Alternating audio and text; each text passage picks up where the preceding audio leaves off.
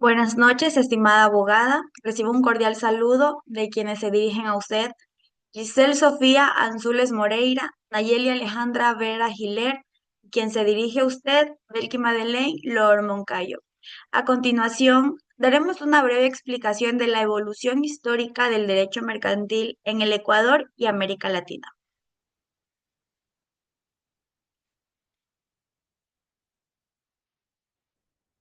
En la evolución histórica del derecho mercantil se pueden distinguir dos periodos bien diferenciados: el de su delimitación subjetiva como derecho de los comerciantes en el tráfico y el intento de definir objetivamente su concepto, y que se corresponden respectivamente con la etapa que se desarrolla desde su nacimiento en el medioevo hasta la codificación del siglo XIX y desde esta hasta nuestros días.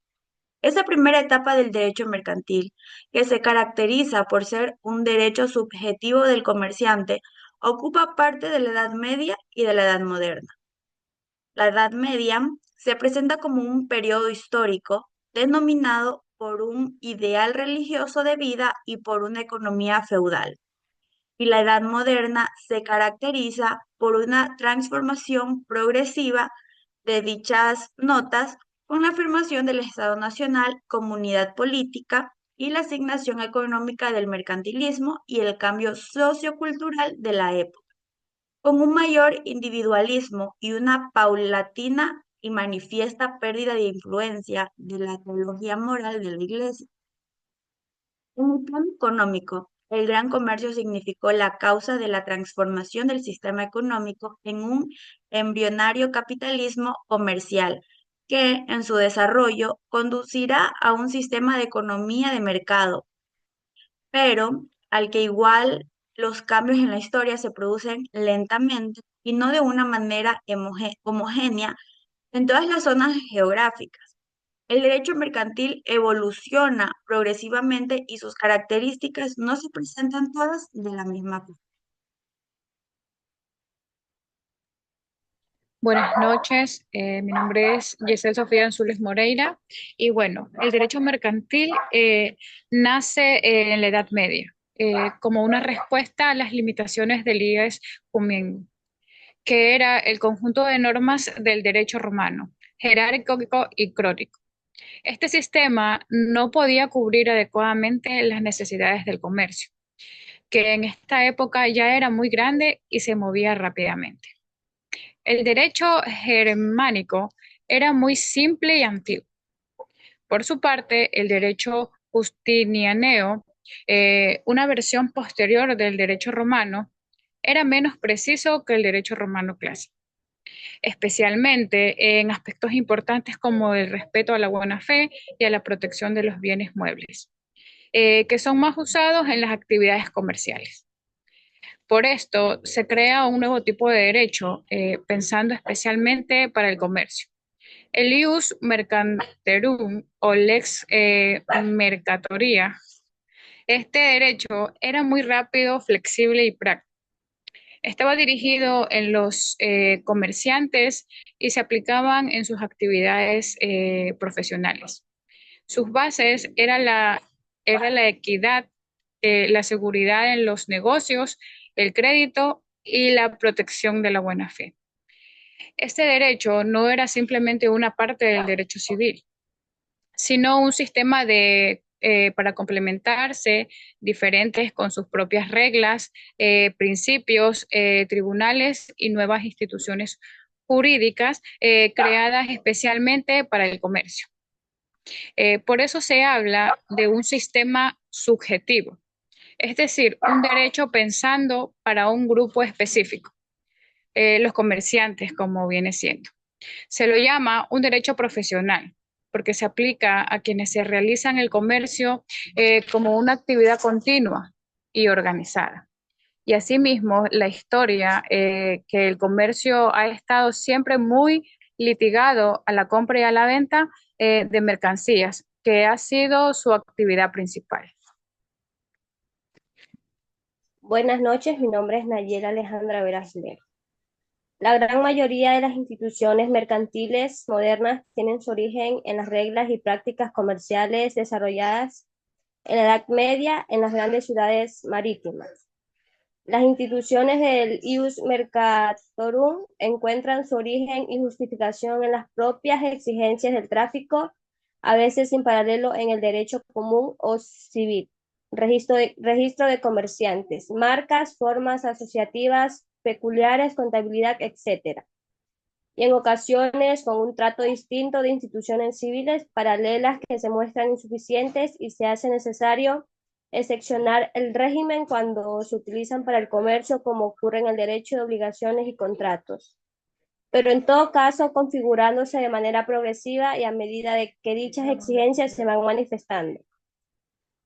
Las primeras, las normas del derecho de la economía, son las consecuencias de la intervención en la actividad comercial, esencialmente por parte de los poderes públicos que consideran el comercio como una actividad de interés público.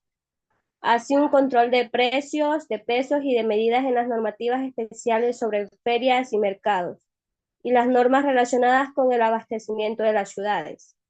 Y por parte de las propias asociaciones de comerciantes con controles, entre otros. Entre otras cosas, la producción de la calidad y de precios de los productos, aunque se limitaba el acceso al mercado al restringirlo a los miembros de la clase mercantil y se monopolizaba la comercialización de los productos locales. Curiosamente, en esta época encontramos las primeras manifestaciones de un derecho de la competencia con la existencia de normas antimonopolio. Los actos de comercio son aquellos hechos jurídicos que por su naturaleza se consideran propios de los comerciantes y están regulados por el derecho mercantil en América Latina. Si bien cada país posee su propia legislación, existe una base común de inspiración principalmente del Código de Comercio Español de 1885 y del Código Napoleónico, así como la influencia del derecho mercantil moderno. La determinación de qué actos son comerciales resulta clave para delimitar el campo de aplicación del derecho mercantil frente al civil. En Ecuador, los actos de comercio están regulados principalmente por el Código de Comercio, reformado en el 2019. Este establece en su artículo 5 una enumeración de actos que consideren comerciales, entre los que se destacan la compraventa de mercaderías con propósito de reventa, las operaciones de bancas seguras y bolsa, las operaciones de cambio y giros de transferencias, el corretaje y las actividades de las agencias de negocios, la explotación de fábricas, almacenes o establecimientos mercantiles. El Código del Comercio adopta un enfoque mixto, lista de una serie de actos considerados mercantiles, criterios objetivos, pero también considera el carácter de las personas de que lo realizan, criterio subjetivo. Existen actos presuntivamente mercantiles, salvo que se demuestre que se realizan con finalidad civil. La jurisprudencia ecuatoriana ha enfatizado el fin del lucro y de la habitualidad como elementos para definir la naturaleza comercial de un acto. Actos de comercio en América Latina. En general, la mayoría de los países latinoamericanos han adoptado un sistema similar al ecuatoriano, con variaciones en el enfoque. Por ejemplo, México. En México, el Código de Comercio de 1889, aún vigente con múltiples reformas, establece en su artículo 75 una extensa lista de actos de comercio. Al igual que Ecuador, adopta un sistema enumerativo mixto. Ejemplos de actos comerciales: las compras y ventas con fin de especulación comercial, las operaciones bancarias, bursátiles y de seguros, el corretaje y la presentación mercantil. En Argentina. Argentina tiene una situación particular. En 2015 se unificó el Código Civil y Comercial. Actualmente no existe una enumeración específica de actos de comercio, sino que se reconoce de carácter mercantil por la actividad habitual de una empresa organizada. Se habla más de actos de empresa que de actos de comercio. adoptando un enfoque funcional o empresarial. En Colombia mantiene una visión tradicional. Su Código de Comercio de 1971 establece en el artículo 20 una lista de actos que se presumen mercantiles, como la adquisición de bienes con ánimo de lucro, el transporte y la actividad bancaria, el corretaje y la comisión mercantil. También incluye actos mercantiles por analogía. Autores como Guillermo Cabanellas sostienen que debe prevalecer un enfoque más económico y dinámico, centrado en la función del acto y no tanto en su enumeración formal. Por su parte, en Ecuador se ha discutido en foros jurídicos la necesidad de una codificación comercial más moderna, que incorpore realidades como el comercio digital y los servicios colaborativos. Bueno, en conclusión, en América Latina, la idea de lo que se considera un acto de comercio ha cambiado de distintas formas. Aún así, muchos países comparten elementos similares que vienen del derecho mercantil europeo. Por ejemplo, tenemos Argentina, que ha adoptado un modelo más práctico y flexible. En cambio, otros países siguen usando un enfoque más tradicional, que basa en una lista de actividades definitivas por la ley.